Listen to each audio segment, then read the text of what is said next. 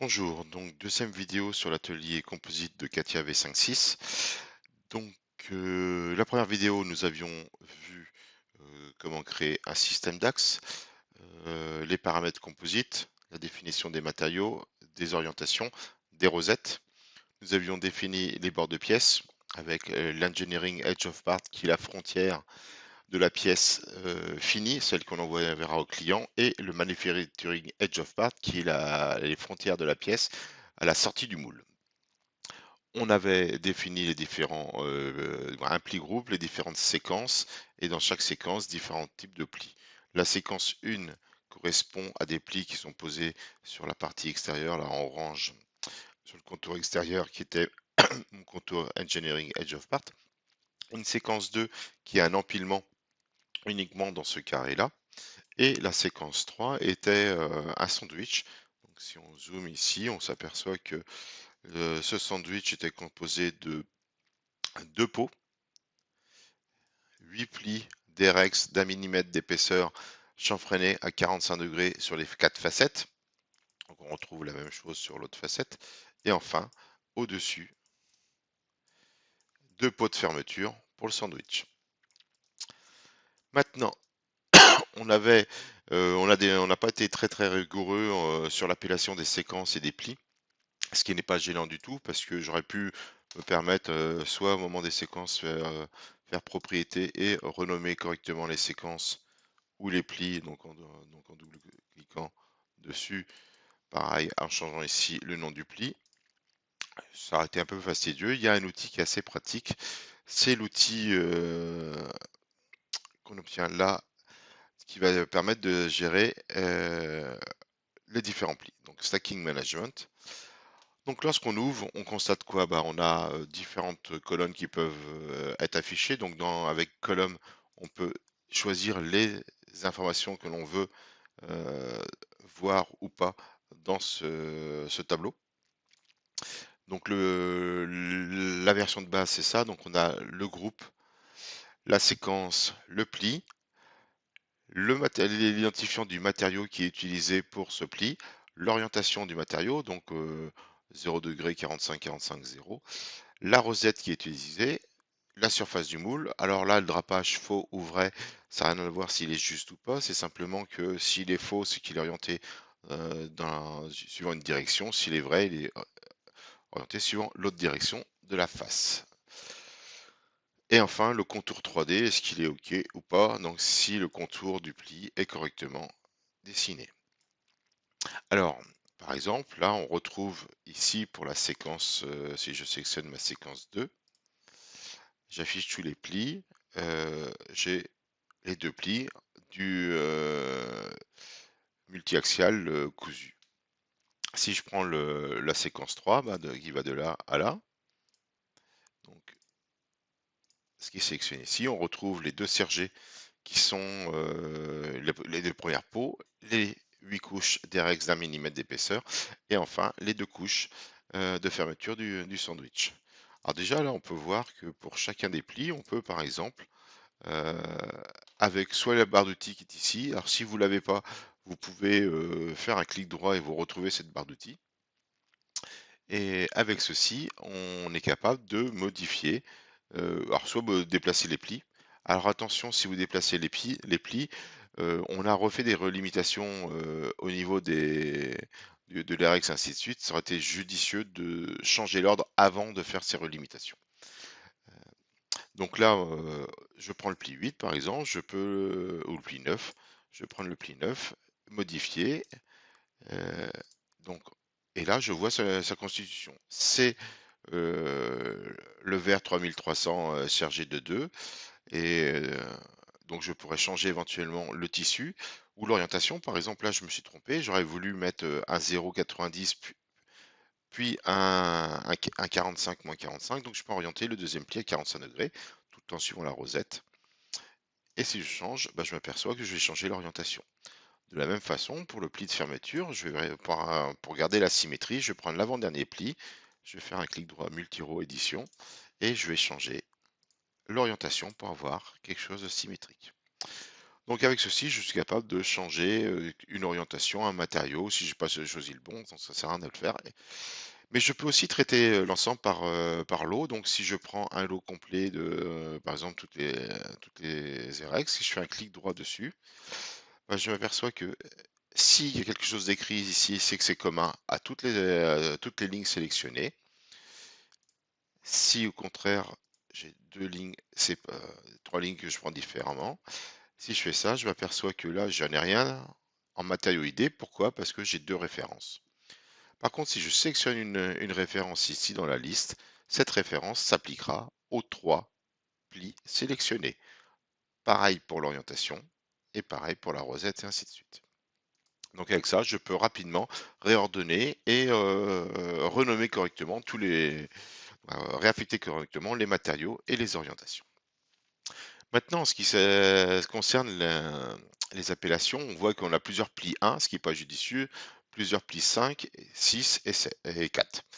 Donc pour renommer ceci, bah, moi ce que j'aime bien, c'est que mes séquences s'appellent le nom du groupe plus le numéro de la séquence, et le pli qui veut comporter le nom du groupe plus le numéro de la séquence et le numéro du pli. Alors pour ça, je me mets au niveau séquence, c'est-à-dire que là, ma sélection, je ne vois que mes séquences. Je vais sélectionner l'ensemble de mes plis qui sont orange. Je vais faire un clic droit. Et là, je m'aperçois que, bah, oui, l'orientation est différente, donc il n'y a rien d'écrit, et le nom aussi. Donc là, ce que je peux faire, c'est écrire un nom. Donc là, le nom, ça va être PG, comme pour pli groupe 1. Alors, underscore, bah, la séquence. Et là, je vais mettre séquence avec un point derrière, ou c'est pas un espace. Et ici, je vois qu'il y a l'index de départ et le pas. Donc là, il va commencer à décompter à 1, 2, 3, et je peux mettre le nombre de digits, par exemple 2.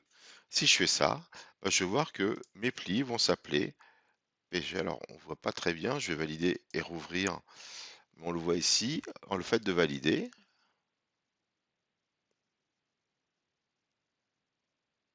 Ça s'appelle PG comme pli groupe 1, séquence 01, séquence 02, séquence 03. Donc avec ça, j'ai pu renommer facilement mes séquences. De la même façon, je vais sélectionner mes plis. Je vais prendre tous les plis d'une séquence. Alors, premier pli, séquence 1, dernier pli. Je sélectionne tout, je vais faire un clic droit, toujours multi-row édition.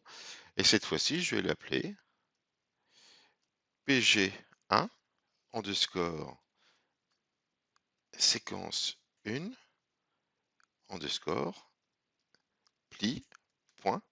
Et là, je vais faire avec 3 digits. Donc, les plis vont s'appeler PG1 séquence 1 pli 001, 002, 003 et ainsi de suite. Je fais OK pour appliquer et on voit le nom des plis ici pour la première séquence. Et je vais pouvoir faire ça pour chacune des séquences. Je vais sélectionner la séquence 2 ici. Je vais faire clic droit, multi-édition. Donc là, je suis en présence du pli groupe PL1 underscore séquence 2 cette fois-ci underscore pli et je vais point toujours 3 digits. OK, ça a changé, c'est de nom. Et enfin, pour la séquence 3, je vais faire exactement la même chose. Rechanger. Cette fois-ci, ça va s'appeler PG1 underscore sec 3 underscore pli point et 3 digits. Donc, je vais voir les plis, ils vont aller de 0,1 à 12. Donc avec ça, j'ai pu renommer correctement mes divers plis. Ok, je sauvegarde. Alors ce tableau permet de voir à peu près comment est drapé l'ensemble. Le seul problème, c'est que Si je regarde ce drapeau, ce tableau, pardon, je sais pas trop, c'est à un endroit donné, quelle est la composition de l'empilement. Alors pour ça, il y a une fonction qui est assez pratique, c'est le carottage, le core sample. Donc ici, le core sample, c'est quoi? C'est, on va venir, donc on va cocher ça, on va venir faire un carottage au niveau d'un point. Donc je sélectionne une surface, je crée un point sur cette surface, et par rapport à ce point-là, suivant la direction de la flèche rouge, que je peux changer en cliquant dessus ici, ou en faisant inverse direction à ce niveau-là, bah, je peux voir que si je pars du haut vers le bas, bah, je vais commencer par rencontrer ce pli-là, puis celui-ci, donc les 4 plis, puis les 5 plis en dessous, avec les orientations qui sont ici. Donc voilà comment je peux voir ce qui se passe à l'endroit. Et ces carottages, je peux en faire plusieurs. Je peux recréer un point, par exemple, au niveau du sandwich. Donc j'en ai un deuxième carottage, le core sample 2, et là on voit qu'il y a les rex qui apparaissent. Et on pourra en faire un troisième qui correspondrait uniquement à ce point-là, où cette fois-ci je n'ai que les 5 plis que j'avais sur le contour. Donc ça peut être intéressant pour savoir ce qu'on a à l'endroit et dans quel sens on les oriente, si on retrouve notre symétrie ou pas par exemple. On peut aussi l'exporter. Ça pourrait être intéressant si par endroit on a besoin de créer du kitting ou pour connaître l'ordre des plis et pour que le préparateur méthode les empile dans le bon ordre pour qu'on le, le technicien au moment du drapage puisse les prendre dans un ordre bien précis. Ok, donc ça c'est le carottage donc qui permet de faire une inspection dans le sein d'épaisseur au niveau d'un point donné. Si on regarde le contenu de cette inspection, il nous donne le nombre de plis, il nous donne l'épaisseur totale. Donc cette épaisseur, c'est quelque chose qui varie. Et si jamais je change mes valeurs d'épaisseur ou si je rajoute un pli ou j'enlève un pli, bah, ça va se mettre à jour ça et changer cette épaisseur-là qui pourrait être un paramètre que je pourrais réutiliser derrière pour, je sais pas, dessiner un décalage de surface par exemple. Donc on voit que l'ensemble dépend de plusieurs tissus. Donc, la liste d'entités, la liste des orientations qu'on rencontre et les épaisseurs rencontrées. Et ce, pour chacun des points. Donc là, on a 17 plis ici et on aura 9,83 mm d'épaisseur au niveau du CS2. Donc ça permet donc d'avoir une idée des informations que l'on a en un point. Avec l'inspection, la section 3D et ceci, on peut avoir une idée assez avancée de notre constitution de matériaux. Pour la suite, comment on va faire peut-être des modifications et tout, je vais désactiver ceci provisoirement, désactiver les composants pour éviter qu'ils recalculent ça à chaque fois et qu'ils perdent un peu de temps. Donc à ce stade-là, j'ai défini tous mes plis, j'ai vérifié que les plis étaient bien orientés et tout. Je peux considérer que la partie engineering de la pièce est terminée. Éventuellement, je pourrais faire de l'export pour faire des éléments finis. Maintenant, moi, ce qui m'intéresse, c'est plutôt la production. Donc là, on va voir la deuxième étape de ça, c'est que actuellement, j'ai une frontière. Mes plis sont définis par rapport à une frontière qui est la pièce finie, celle qui est livrée. C'est pour ça que je fais les éléments finis là-dessus. Mais en production, j'ai besoin d'une surlongueur de chaque côté et que cette surlongueur me permette justement de faire mon détourage. Alors pour ça, il y a une première chose à faire, c'est de faire Material Access pour ceci. On me demande de sélectionner soit des entités, donc soit ces entités peuvent être soit un groupe, soit une séquence. Alors le principe du Material Access, c'est quoi? C'est que tous les plis qui seront en contact avec la frontière que je vais mettre ici sera forcément étendu à ceci. Donc si je prends ceci, donc je prends l'ensemble de mes groupes, il a repéré que tous ces plis étaient sur la surface moule, bah, je vais pouvoir définir une frontière Engineering Edge of Part. Je rappelle, c'est celle-ci, celle qui faisait tout le tour. Et j'avais défini que j'ai caché initialement une Manufacturing Edge of Part qui est la même, mais avec 20 mm de plus. Et donc, je vais la sectionner pour le Manufacturing Edge of Part. Et je vais faire un aperçu de l'ensemble. OK. Alors, je m'aperçois là que, par exemple, si je prends ces plis-là, maintenant, alors je vais cacher mes deux frontières pour pas qu'elles soient perturbées, bah, je vois que les plis qui initialement étaient un peu plus courts se sont allongés et que ceux qui n'étaient pas en contact avec la frontière n'ont pas changé de taille. Donc avec ceci, j'ai pu mettre à plat. On s'aperçoit quand même que à ce niveau-là, attention, comme initialement le pli s'arrêtait ici, il l'a étendu jusqu'à la limite, donc il fait cette excroissance. Si jamais vous ne voulez pas ça, bah, il faudrait sélectionner qu'une séquence. Alors pour détruire Material Access, on n'a pas de fonction qui apparaissent. Donc le plus simple, c'est de cliquer droit ici, Objet Group, et là je peux faire Remove Material Access de tous les plis que j'ai sélectionnés. Et donc je vais faire une sélection où je vais sélectionner que ma séquence 1 par exemple, ma frontière de pièces finies, ma frontière de pièces sorties de moule, et voilà. Donc là, j'ai ma séquence qui permet de faire la production, c'est-à-dire que j'ai agrandi l'ensemble. À ce stade-là, maintenant, ce qui serait intéressant, c'est de mettre à plat mes tissus, donc de faire la projection sur le plan de mise à plat de l'ensemble. Ah, pour faire ça, on va utiliser la producibilité. Alors, soit vous pouvez le faire pli par pli ou utiliser la table. Alors, avec cette table, comment ça fonctionne? J'ai l'ensemble de mes plis. Par exemple, là, je prends tous les plis du premier groupe. Donc, on va se mettre ici pour essayer de voir un peu ce qui se passe. Donc, je les sélectionne. Dans un premier cas, je vais créer la producibilité. Alors, on voit elle est créée, elle est active. Il y a une méthode de drapage. Donc, c'est un drapage à la main. J'aurais pu utiliser le drapage par un système de placement de fibres type robot Coriolis.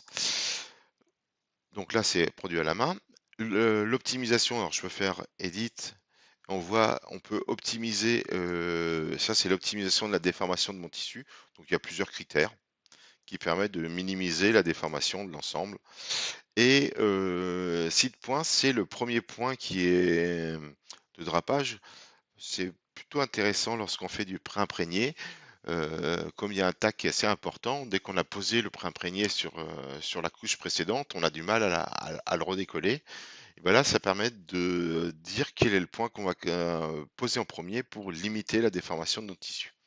Alors, soit ce point est calculé de façon automatique, ce qui est le cas, l'option actuellement proposée, soit je pourrais imposer un point qui serait par exemple tout le temps le même pour que l'opérateur n'ait pas à réfléchir sur quel point je dois poser en premier. Une fois que j'ai fait ça, je vais exécuter la routine et on voit que par exemple sur le pli ici, il a créé une mise à plat qu'on devine en jaune et il a fait la déformation du maillage. Donc là, c'est assez simple parce que c'est une forme développable. Mais si c'est une forme non développable, admettons, on drapait une sphère, bah, on aurait un patatoïde et non plus un rectangle qui viendrait se greffer en version des mises à plat. Donc ça, c'est fait. Et normalement, pour chacun des plis, il y a un point qui a été créé. Euh, donc là, si j'ai édité un pli, bah, voilà le point. C'est ce point-là qu'il faudrait poser en premier pour limiter la déformation du pli. Donc, ce que j'ai fait pour la séquence 1, bah, je vais le faire pour les autres séquences. Donc, je vais tout sélectionner. Je suis en drapage manuel. Je vais créer mes méthodes et tout. Et je vais exécuter l'ensemble. Donc, pour chaque pli, l'ensemble a calculé des points et un développé de l'ensemble. Donc si je regarde dans mon arborescence, au niveau du pli, voit apparaître la producibilité. Alors pour l'instant, dans la géométrie, on a uniquement l'excès de matière qu'on avait fait précédemment. Donc une fois qu'on a fait ça, on va pouvoir mettre à plat les plis, donc flattening. Pour ça, il me demande de sélectionner les entités, donc soit je prends des séquences ou des plis ou un groupe, donc là je vais prendre le groupe, mes 19 plis. Il me propose de prendre le plan 3 pour définir la mise à plat. Rappelez-vous, ce plan 3, c'est le plan que j'avais créé fortement au-dessus. S'il n'y a rien de saisi ici, il en faut forcément un. À vous de le créer en faisant clic droit, créer un plan et définissez le plan pour lequel. Alors, je vous conseille de le mettre assez loin de la surface pour, lorsque vous regardez votre pièce, ne pas être gêné par ces mises à plat. Les points ici, on peut, s'il n'y a aucun nuage de points de saisie, il va mettre toutes les mises à plat autour d'un point. Si on avait plusieurs, ça permettrait de mettre tous les plis côte à côte. À ce niveau-là, on peut avoir soit la mise en rouleau ou pas. Donc l'intérêt de la mise en rouleau, c'est que ça va choisir l'orientation par rapport au rouleau. Et on pourra vérifier ça. Et on pourrait aussi vérifier que est-ce que le matériau rentre dans une largeur de rouleau, comme dans la définition matériau, j'ai rentré la largeur de mes rouleaux et peut voir. Et si j'ai ici j'ai une coche verte, bah, c'est que tout rentre dedans, je pourrais découper. Sinon, il faudrait faire mes plis en plusieurs lèses. Donc voilà. Ok, si je fais appliquer, il va calculer les différents plis et on voit que à ce niveau-là, il a dessiné mes différents plis mis à plat. Donc si je regarde, bah, ici j'ai un pli à 0 degré, donc ce qui est normal, donc il est orienté par rapport à ce repère, on est bien à 0 degré, mais si je prends le pli suivant, lui est à 45 degrés, donc on est bien à 45 degrés, c'est-à-dire que dans le rouleau, on taillerait à 45 degrés cette pièce-là. Je sauvegarde. Donc là, j'ai mis à plat mes plis et on verra un peu plus tard dans une autre vidéo comment on fait la mise en plan de l'ensemble. Si on devait envoyer ça, par exemple, pour récupérer les contours pour chez une personne qui ferait du kitting, ou si on a dans la société une machine de découpe de tissu, bah, on pourrait envoyer les DXF, par exemple, de chacun des plis. Alors, maintenant, une chose qui peut être intéressante, c'est de connaître la top surface, donc la surface au-dessus de chacun des plis. Alors pour ça, pour nous donner une idée, on avait déjà ces parties-là qui nous permettaient de voir un peu à quoi ressemblait notre pièce. On avait pour chacun des plis une représentation suivant une ligne de coupe, on avait quelque chose. Mais ce qui pourrait être intéressant, c'est de récupérer l'intégralité de la top surface pour, par exemple, si c'était un composite réalisé entre moule et contre-moule, bah, à un moment, il va falloir usiner le contre-moule. Et pour usiner ce contre-moule, il faudra avoir la surface de la face supérieure une fois drapée. Donc pour ça, je désactive ça pour pas être embêté. On a à ce niveau-là une modifie remplie, la surface du moule, donc que je vais cacher pour l'instant. Donc là, j'ai tous mes plis. Et à ce niveau-là, on a ici l'ISO thickness area, c'est-à-dire que c'est une boîte de dialogue qui va permettre de calculer, d'isoler les surfaces pour lesquelles l'épaisseur est constante. Alors le principe, c'est qu'on va définir des points, et pour chaque point défini, le logiciel va dessiner la surface d'épaisseur constante. Alors, pour ces points, soit je les crée manuellement, soit je peux utiliser quelque chose pour les identifier. Alors avant, le drop-off value, c'est quoi? C'est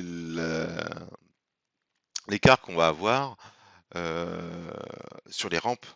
Alors, si je reviens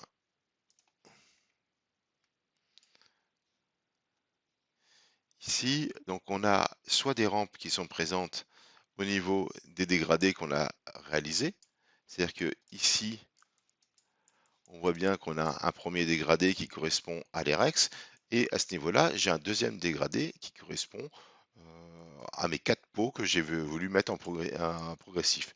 Par contre, si je regarde ici, bah, je m'aperçois qu'il n'y a pas du tout de dégradé sur les 2 pots de cousu, de bibier, pas de bibier, de, de cousu, du décousu, du 0,90 que j'ai utilisé en cousu. Donc là, je n'ai pas de rampe, et ici, j'ai des rampes. Alors,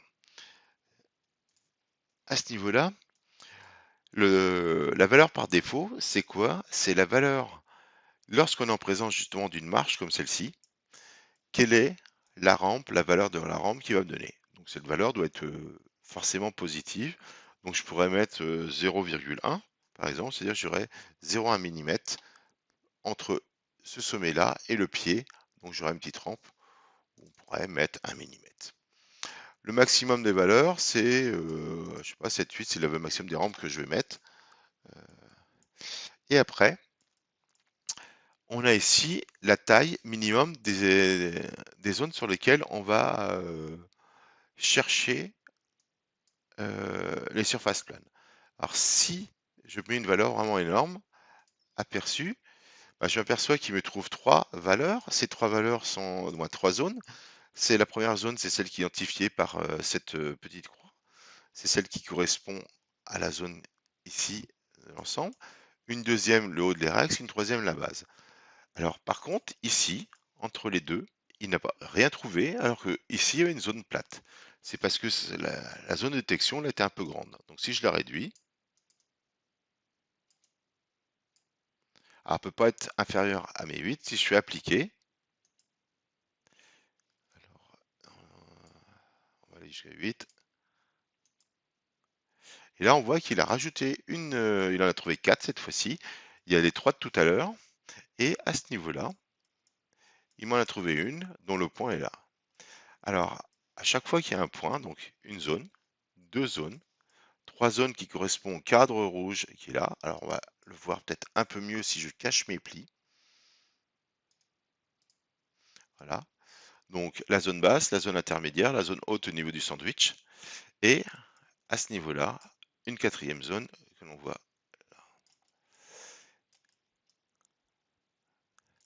Une fois que j'ai fait ça, donc si jamais il y a une zone qui ne m'intéresse pas, si je me rapproche de la croix, il y a une petite croix rouge qui apparaît et que je peux cliquer. Alors, faut que je sois en forme d'une main. C'est pas évident à trouver, mais on pourrait supprimer cette zone. Voilà. Donc, je vais quand même annuler ça pour retrouver mes 4 zones. Et une fois que j'ai trouvé le nombre de zones qui m'intéressent et que j'ai supprimé éventuellement celles qui étaient en trop, je fais OK. Et là, il me fait 4 zones. Alors, là, on a bien, je cache mes plis.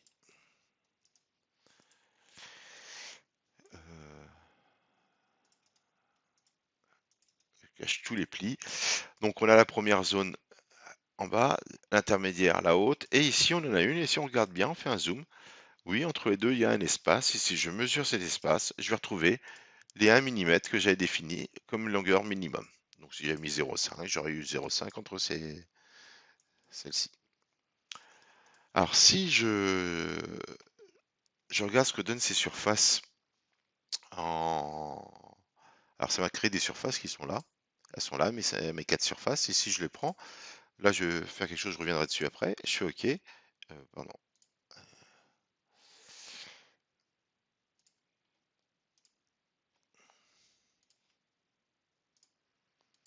Ça permet d'illustrer ce que c'est que ces surfaces.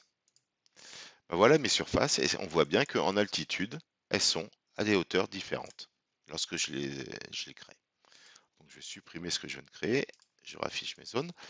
Le problème, c'est que toutes ces surfaces, il va falloir les relier par des rampes. Pour définir ces rampes-là, je peux utiliser des lignes de jonction, donc soit manuellement, soit avec un assistant. Donc, si je prends avec l'assistant, il me demande de créer les zones sélectionner les zones, les groupes de zones d'isovaleur. Donc, on prend nos 4 zones qu'on avait créées, nos 4 surfaces. Éventuellement, s'il existe des lignes de jonction, on peut le prendre. Donc, s'il n'y en a pas, c'est pas grave. Et je fais compute. Donc là, on voit que il va me créer des lignes de jonction. Si je fais un zoom sur une, bah, entre ce point-là et ce point-là, qui n'était pas la même altitude, il me propose une droite. Alors, j'ai trois possibilités dans ces propositions. Soit le feu est vert, c'est que normalement, il estime que tout va bien. Le feu il peut être orange, mais c'est pas terrible, mais il a un doute. Et quand c'est le feu est rouge, c'est que là, il y a un souci. Donc là, je n'ai pas de rouge du tout. Elles sont toutes vertes, c'est bien. Mais si j'avais un rouge quelque part, je cliquerais dessus et ce sera à moi de manuellement refaire la chose. Alors si jamais une ligne de jonction me plaît pas, je peux cliquer sur la croix qui est à côté de la ligne de jonction et la supprimer. Donc je peux faire ça.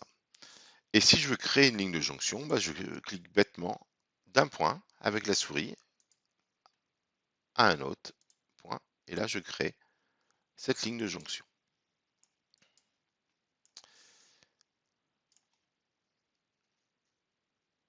OK. Alors là, on voit qu'il m'a créé des lignes de jonction. Si jamais je veux revenir dans cette boîte de dialogue parce que j'ai des doutes sur une ligne de jonction, je refais le wizard ici. Je sélectionne mes groupes de zones pour la première. Et là, tout à l'heure, j'avais rien sélectionné et je peux faire cliquer Existing Junction Line Set. C'est optionnel, mais comme j'en avais des, bah, je vais sélectionner celle que j'avais créée. Et là, je peux faire Compute et je retrouve l'ensemble de la boîte et je peux éventuellement changer des valeurs ou refaire sans repartir depuis le début. Donc bien comprendre à quoi ça sert.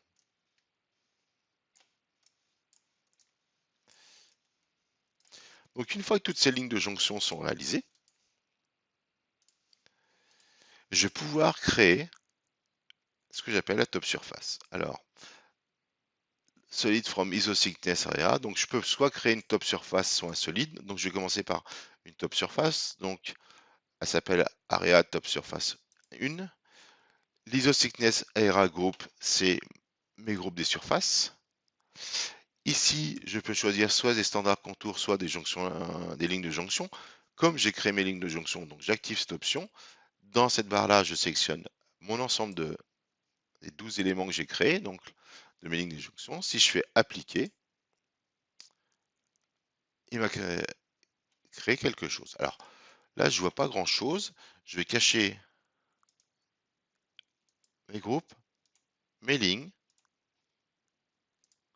Et là, ce que je regarde, ce que je vois, c'est que j'ai une surface.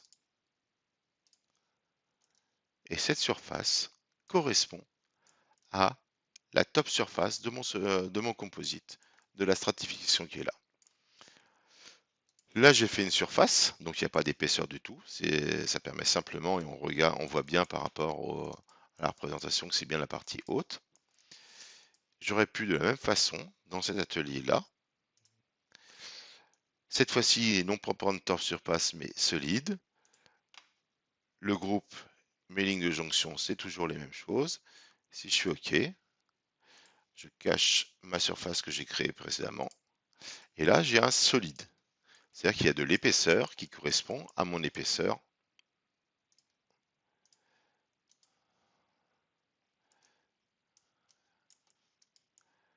De composite. Donc là, j'ai retrouvé mes 0, j'ai plus 0,7 mm et l'ensemble. Alors, quel intérêt de faire ça? Bah, par exemple, si derrière, j'ai ma pièce, ça c'est vraiment la pièce qui va sortir du moule. Et si cette pièce-là, je dois passer en usinage pour faire un détourage et des perçages éventuellement, bah, je peux l'utiliser en FAO comme support, comme brut, et comme pièce et puis pour usiner l'ensemble. Donc voilà l'intérêt de créer ces thickness areal et des lignes de jonction.